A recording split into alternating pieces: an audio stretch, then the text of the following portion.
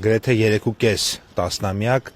այս երթուղով, այսինքն երկաթուղային երթուղով Ադրբեջանի տարածքով Հայաստան բեռներ չէին տեղափոխվել եւ իհարկե հակառակ ուղղությամբ էլ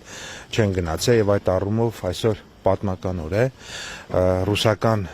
ծագման ցորենը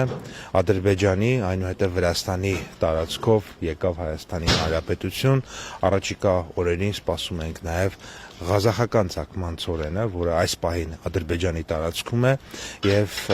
ըստ էության կարող ենք ասել, որ այս երթուղին արդեն գործարկված է եւ սա շատ կարեւոր էական նշանակություն ունի բնականաբար մեր տնտեսական քաղաքականությունների եւ լոգիստիկ քաղաքականությունների դիվերսիֆիկացիայի տեսանկյունից, բայց նաեւ շատ կարեւոր է արձանագրել, որ սա օգոստոսի 8-ին Վաշինգտոնում հաստատված խաղաղության գործնական արտացոլումն է արդեն հողի վրա եւ տնտեսական առաջին ըստ էության